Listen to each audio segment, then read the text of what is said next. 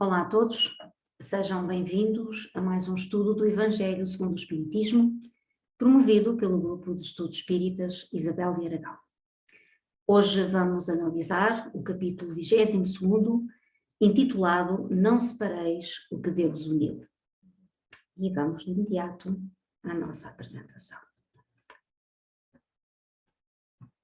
Pois bem, relembramos então que este capítulo é composto pelos seguintes temas: indissolubilidade do casamento e o divórcio. E vamos citar Mateus, capítulo 19, versículos 3 a 9, sobre este tema. E chegaram-se a ele os fariseus, tentando e dizendo: é porventura lícito a um homem repudiar a sua mulher por qualquer causa? Ele respondendo lhes disse: não tendes lido que quem criou o homem desde o princípio os fez macho e fêmea? E disse: por isso deixará o homem pai e mãe, e ajuntar-se-á com sua mulher, e serão dois numa só carne. Assim que já não são dois, mas uma só carne. Não separe logo o homem o que Deus ajuntou. Replicaram-lhe eles: pois porque mandou Moisés dar o homem à sua mulher carta de separação e repudiá-la. Respondeu-lhes: porque Moisés, pela dureza de vossos corações, vos permitiu separarem-se de vossas mulheres, mas ao princípio não foi assim. Eu, pois, vos declaro que todo aquele que repudiar sua mulher, se não for por causa de adultério, e casar com outra, comete adultério, e o que se casar com a que o outro repudiou, comete adultério.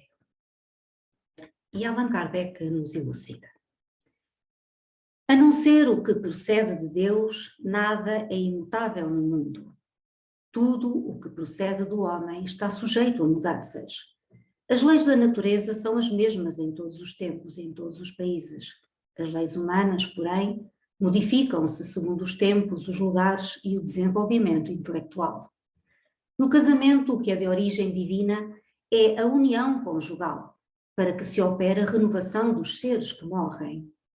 Mas as condições que regulam essa união são de tal maneira humanas que não há em todo o mundo, e mesmo na cristandade, dois países em que elas sejam absolutamente iguais, e não há mesmo um só em que elas não tenham sofrido modificações através dos tempos. Resulta desse facto que, perante a lei civil, o que é legítimo num país e em certa época, torna-se adultério noutro país e noutro tempo. Isso porque a lei civil tem por fim regular os interesses familiares, e esses interesses variam segundo os costumes e as necessidades locais. É assim, por exemplo, que em certos países o casamento religioso é o único legítimo, enquanto em outros o casamento civil é suficiente. Mas na união conjugal, ao lado da lei divina material comum a todos os seres vivos, existe outra lei divina, imutável como todas as leis de Deus, e exclusivamente moral, que é a lei do amor. Deus quis que os seres se unissem, não somente pelos laços carnais, mas também pelos da alma, a fim de que a mútua afeição dos esposos se estenda aos filhos, e para que sejam dois em vez de um, a amá-los, tratá-los e fazê-los progredir. Nas condições ordinárias do casamento, é levado em conta a lei do amor? Absolutamente não.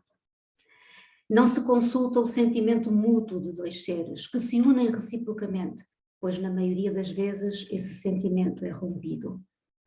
O que se procura não é a satisfação do coração, mas do orgulho, da vaidade, da cupidez, numa palavra, todos os interesses materiais.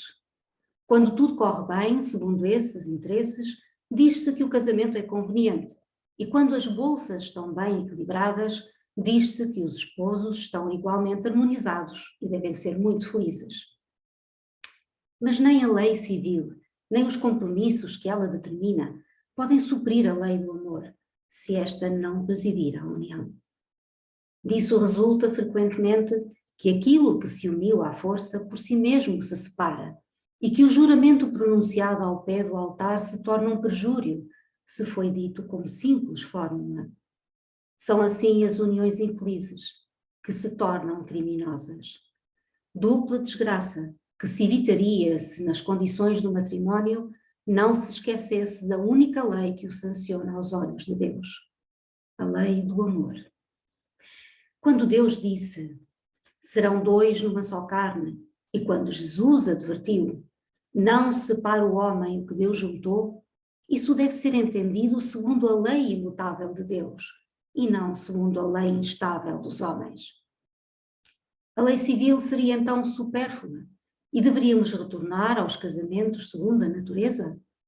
Não, certamente, porque a lei civil tem por fim regular as relações sociais e os interesses familiares, segundo as exigências da civilização, e eis porque ela é útil, necessária, mas variável. Deve ela ser previdente, porque o homem civilizado não pode viver como o selvagem. Mas nada, absolutamente, impede que ela seja um corolário da lei de Deus. Os obstáculos ao cumprimento da lei divina decorrem dos preconceitos sociais e não da lei civil. Esses preconceitos, embora ainda vivazes, já perderam o domínio sobre os povos esclarecidos e desaparecerão com o progresso moral, que abrirá finalmente os olhos dos homens para os males incontáveis, as faltas e até mesmo os crimes que resultam das uniões contraídas com vistas apenas aos interesses materiais. E um dia se perguntará se é mais humano, mais caridoso, mais moral ligar um ao outro dois seres que não vivem juntos ou restituir-lhes a liberdade. Se a perspectiva de uma cadeia indissolúvel não aumenta o número das uniões irregulares. E bom, vamos parar aqui para fazer algumas reflexões sobre o que acabamos de ouvir. E sobre este tema, indissolubilidade do casamento. Nós somos espíritas. E como espíritas temos obrigação de viver sempre raciocinando, ponderando, pesando as coisas pela ótica dos ensinamentos que a doutrina espírita nos ensina. E, independentemente de crenças, opiniões ou gostos, a verdade é que o espiritismo traz novos paradigmas que poderão sim lançar luz sobre uma multidão de temas que são, hoje mais do que ontem, assunto de polémicas e discórdias na sociedade. Em verdade, muitos de nós andamos afastados das leis divinas. E a maioria das vezes tão só porque desconhecemos algumas verdades que, se consideradas, abririam novos horizontes de compreensão que muito nos ajudariam a fazer as escolhas mais acertadas. É urgente que nossas atitudes e mesmo os nossos pensamentos sejam policiados pela moral cristã, essa moral bendita que nos guia às ações. Relativamente ao casamento, precisamos ser cuidadosos em nossas considerações, até porque, como sabemos, as novas tendências sociais aceitam como normal, inclusivamente o casamento entre indivíduos do mesmo sexo. Em princípio, não iremos considerar se isso está certo ou errado. Como espíritas, somos também democráticos e precisamos respeitar as tendências maioritárias que nos governam. Porém, como dizíamos no início, precisamos pautar nossas crenças e atitudes de acordo com os ensinamentos dos espíritos. Assim, vejamos, o pensamento do espírito Emmanuel e que Francisco Cândido Xavier grafou através da sua abençoada psicografia na obra Justiça Divina, na página intitulada Problema Conosco. Dizia então Emmanuel nessa obra: e o Espiritismo acentua: nascer, viver, morrer, renascer de novo e progredir continuamente. Tal é a lei. Precisamos desde já clarificar que, embora habitualmente esta frase seja atribuída a Kardec, não há certeza absoluta que seja de sua autoria, pois não se conhece nenhuma obra em que Kardec a tenha referido. Apenas se sabe que Leon Denis lhe atribuiu a frase, em sua obra O Problema do Ser, do Destino e da Dor, e que essa mesma frase terá sido posteriormente colocada no túmulo de Kardec. Porém, como vimos, Emmanuel a atribui ao Espiritismo. Mas, analisando a frase, constatamos que a vida é um ciclo e é na necessidade de renascer ainda que está a principal razão de ser do casamento. Para que possam haver renascimentos, Deus instituiu o casamento, ou seja, a ligação de dois seres de sexos opostos, para que através dessa união possa dar-se o fenómeno da fecundação sexual que permite o renascimento. Bem o sabemos, é certo, que a ciência já permite que a fecundação sexual se realize sem a necessidade do ato sexual que estava inerente ao casamento. E, nessas circunstâncias, o casamento poderá assumir novas facetas. Contudo, precisamos considerar que o casamento é um compromisso que não visa apenas ao ato sexual. Com o casamento, instituiu Deus a família como órgão fundamental da sociedade, onde se estruturam os filhos que nascem e sentem à sua volta o carinho, o amparo, a segurança de que necessitam para que a sua presente reencarnação seja bem-sucedida. E como sabemos, nas nossas relações em sociedade, por vezes nos atritamos, criando débitos que terão de ser ressarcidos face à lei de causa e efeito a que todos estamos sujeitos. Segundo os desígnios de Deus, os inimigos de ontem terão que tornar-se amigos. Digamos que isso é uma fatalidade a que todos estamos ungidos. Poderá levar milénios esse entendimento, mas forçosamente acontecerá.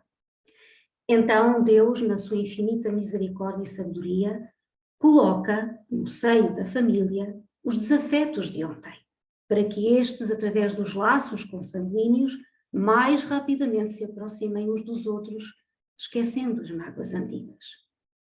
Ora, com as separações frequentes, o êxito nesses reencontros forçosamente será muito menor.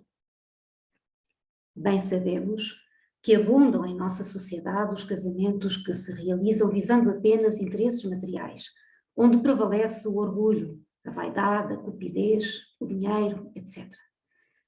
Claro que para esses casos funcionam as leis humanas e, logicamente, não faz sentido que continuem unidos pelos laços do casamento aqueles que já estão separados pelos laços dos sentimentos.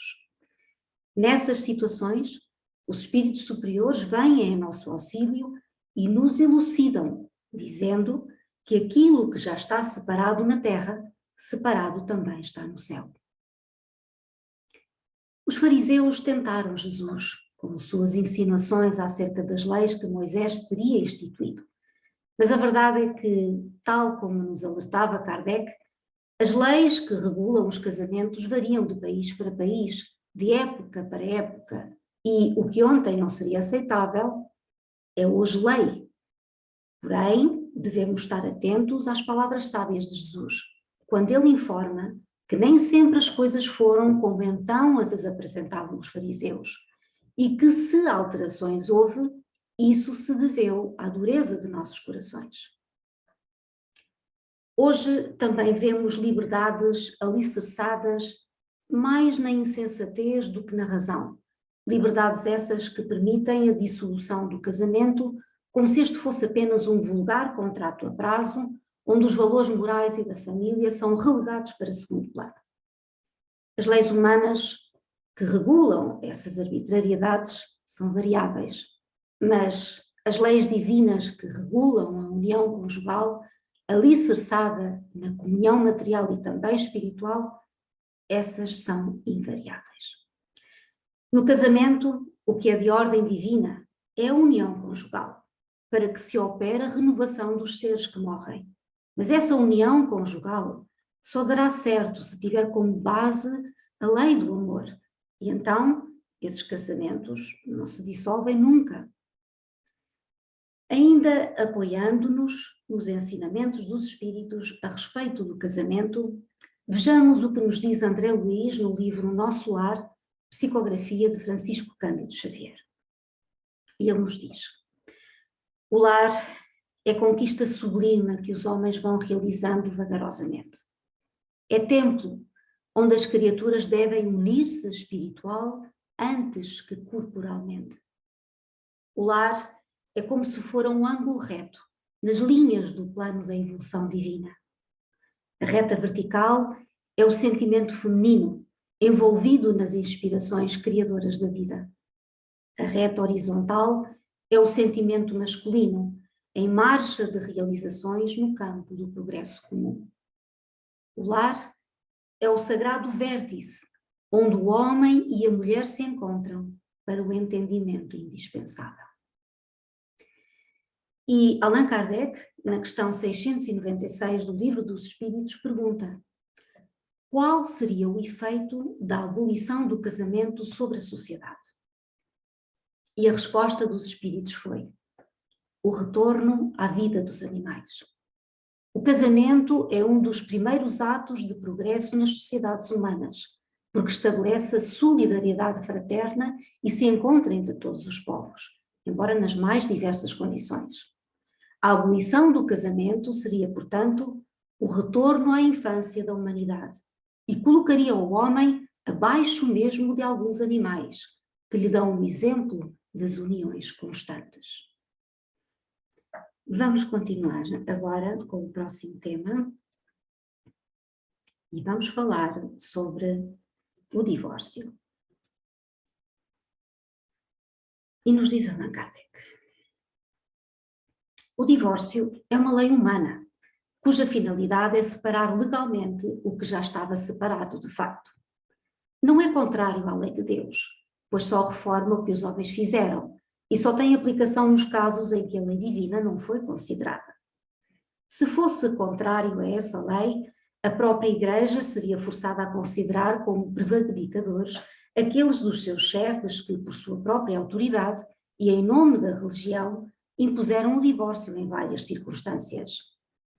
Dupla prevaricação, porque praticada com vistas unicamente aos interesses materiais e não para atender à lei do amor. Mas nem mesmo Jesus consagrou a indissolubilidade absoluta do casamento. Não disse ele: Moisés, pela dureza de vossos corações, vos permitiu repudiar as vossas mulheres? Isto significa que, desde os tempos de Moisés, não sendo a mútua afeição o motivo único do casamento, a separação podia tornar-se necessária. Mas acrescenta: no princípio não foi assim. Ou seja, na origem da humanidade, quando os homens ainda não estavam pervertidos pelo egoísmo e orgulho e viviam segundo a lei de Deus, as uniões fundadas na simpatia recíproca e não sobre a vaidade ou ambição não davam motivo ao repúdio. E vai ainda mais longe, pois especifica o caso em que o repúdio pode verificar-se, o de adultério.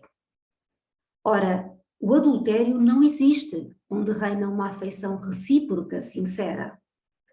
É verdade que proíbe ao homem desposar a mulher repudiada, mas é necessário considerar os costumes e o caráter dos homens do seu tempo. A lei mosaica prescrevia a lapidação para esses casos.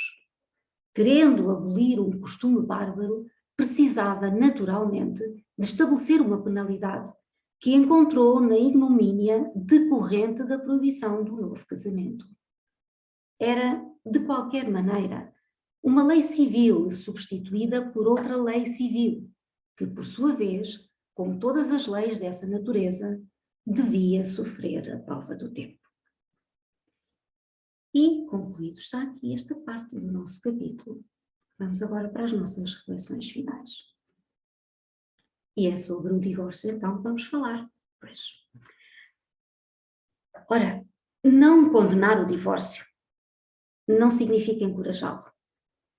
E muitas das relações entre dois seres são planeadas antes da reencarnação. Estas relações servem para resgatar egos, oferecem-nos experiências e oportunidades de aprendizagem para que o nosso espírito possa evoluir. Mas não se pode utilizar esta premissa para justificar um mau casamento baseado na falta de compreensão, amor e respeito. Allan Kardec perguntou aos espíritos sobre a impossibilidade do divórcio, conforme podemos ver na pergunta 697 do Livro dos Espíritos. E a resposta dada pelos espíritos superiores foi: é uma lei humana, muito contrária à da natureza, mas os homens podem modificar suas leis. Só as da natureza são imutáveis. Sabemos que em nossas vidas sofremos a influência espiritual de companheiros de outras encarnações.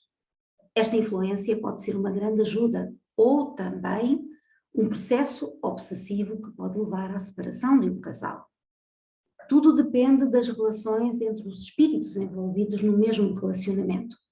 Realmente muitos, ou a maioria dos casamentos, é programada ou acertada no plano espiritual.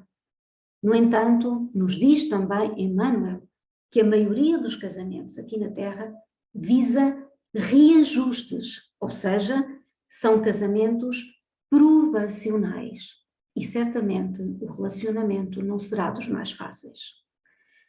Quando na situação de desencarnados, podemos perceber com muita clareza a extensão dos nossos débitos e aceitamos nos reunir para diminuir ou saldar esses mesmos débitos. Uma vez encarnados, com a benção do esquecimento dos desajustes passados, nos deixamos envolver mais uma vez pelos prazeres que o mundo nos oferece e voltamos quase sempre a falir nos compromissos assumidos. O número crescente de divórcios deve-se a um entendimento equivocado de felicidade e objetivos principais de estarmos vivos. Vejamos de novo o pensamento de Emmanuel sobre este problema, analisando algumas respostas dadas às perguntas que lhe foram feitas sobre o assunto, contidas na obra Leis do Amor, psicografia de Francisco Cândido Xavier e Ivaldo Vieira. Questão 7. Como é encarado o divórcio nos planos superiores do espírito? Emmanuel responde: o divórcio, conquanto às vezes necessário, não é caminho salvador quando lutas se agravem. Ninguém colhe flores do plantio de pedras. Só o tempo consegue dissipar as sombras que amontoamos com o tempo. Só o perdão incondicional apaga as ofensas. Apenas o bem extingue o mal. Questão 8. Existem casos francamente insolúveis nos casamentos desventurados. Não será o divórcio o mal menor para evitar maiores males? E Emmanuel responde: muitos dizem que o divórcio é válvula de escape para evitar o crime e não ousamos contestar.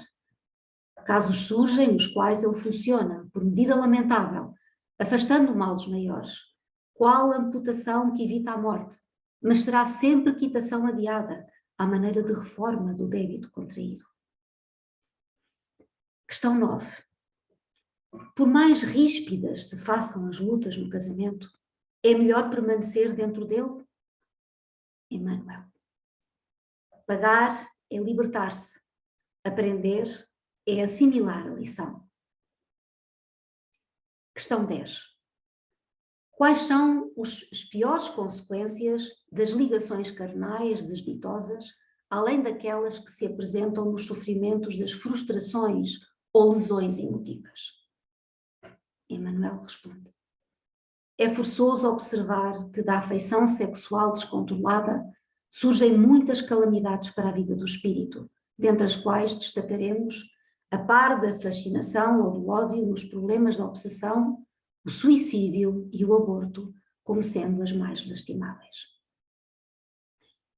Questão 17. Que fazer para extinguir os males evidentes das ligações afetivas inconsideradas e desditosas? Emmanuel responde: em todos os departamentos da luta humana, os compromissos do passado reaparecem. Indispensável revestir-se a alma de forças para vencer em si mesma os pontos vulneráveis que, em outro tempo, a fizeram cair. Questão 18. Qual a direção pessoal que devemos adotar para vencer os dissabores do lar infeliz? E é Emmanuel também que responde. Evitemos o divórcio, tanto quanto possível, e combatamos o aborto e o suicídio com todos os recursos de raciocínio e esclarecimento de que possamos dispor. O divórcio adia o resgate, o aborto complica o destino, o suicídio agrava todos os sofrimentos. Aproveitemos também para analisar o pensamento de André Luiz, grafado no livro Evolução em Dois Mundos, parte 2, obra que foi psicografada por Francisco Xavier, em parceria também com o Valdo Vieira. E nesse propósito, vamos ver o que ele nos diz na questão número 3, que iremos ler parcialmente. À pergunta: poderíamos receber algumas noções acerca do matrimónio, bem como do divórcio no plano físico, examinados espiritualmente? André Luiz responde: nas esferas elevadas, as almas superiores identificam motivo de honra no serviço de amparo aos companheiros menos evoluídos que estagiam nos planos inferiores. Não podemos olvidar que na Terra o matrimónio pode assumir aspectos variados, objetivando múltiplos fins. Em razão disso, acidentalmente, o homem ou a mulher encarnados podem experimentar o casamento terrestre diversas vezes, sem encontrar a companhia das almas afins, com as quais realizariam a união ideal. Isso porque, comumente, é preciso resgatar essa ou aquela dívida que contraímos com a energia sexual aplicada de maneira infeliz ante os princípios de causa e efeito. É nessa condição que em muitas circunstâncias surgem nas entidades renascentes, sem que o véu da reencarnação lhes esconda de toda a memória, as psiconeuroses e fixações infanto-juvenis, cuja importância na conduta sexual da personalidade é exagerada em excesso pelos sexólogos e psicanalistas da atualidade, carentes de mais amplo contacto com as realidades do espírito e da reencarnação, que lhe permitiriam ministrar aos seus pacientes mais efetivo socorro de ordem moral. Quanto ao divórcio, segundo os nossos conhecimentos no plano espiritual, somos de parecer que não deve ser facilitado ou estimulado entre os homens, porque não existem na Terra uniões conjugais, legalizadas ou não, sem vínculos graves no princípio da responsabilidade assumida em comum. Mal saídos do regime poligâmico, os homens e as mulheres sofrem ainda as sugestões animalizantes e, por isso mesmo, nas primeiras dificuldades da tarefa a que foram chamados, costumam desertar dos postos de serviço em que a vida os situa, alegando imaginárias incompatibilidades e supostos embaraços, quase sempre simplesmente atribuíveis ao desregrado narcisismo de que são portadores.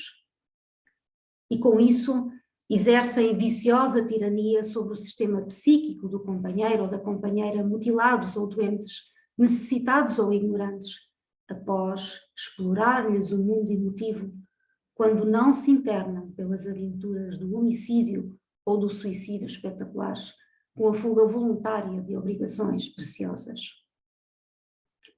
É imperioso, assim, que a sociedade humana estabeleça regulamentos severos a benefício de nossos irmãos contumazes na infidelidade aos compromissos assumidos consigo próprios, a benefício deles, para que não se agreguem a maior desgoverno e a benefício de si mesma, a fim de que não regresse à promiscuidade altigante das tábuas obscuras em que o princípio e a dignidade da família ainda são plenamente desconhecidos. Entretanto, é imprescindível que o sentimento de humanidade interfira nos casos especiais, em que o divórcio é o mal menor que possa surgir entre os grandes males pendentes sobre a fronte do casal, sabendo-se, porém, que os devedores de hoje voltarão amanhã ao acerto das próprias contas. Bom, em verdade, por enquanto, muitos de nós olhamos para esta vida como se ela fosse a nossa única vida. Assim, A análise do presente raramente tem em conta o nosso historial passado. Por outro lado, não acreditando no futuro, achamos que as atitudes do presente não terão consequências no nosso futuro, e muito menos no dos outros que conosco peregrinam pela vida. Mas a realidade é bem outra. Hoje, sabemos que os nossos atos de hoje têm, sim, consequências futuras que muito irão contribuir para o nosso bem-estar físico e emocional, bem como do bem-estar daqueles que fazem parte da nossa grande família universal. Assim, que os ensinamentos com que a espiritualidade superior nos beneficia possam iluminar os caminhos de cada um de nós, na certeza de que sempre andaremos bem quando tivermos por roteiro de conduta o Evangelho do nosso amado Mestre Jesus. Gratos pela vossa presença, até breve.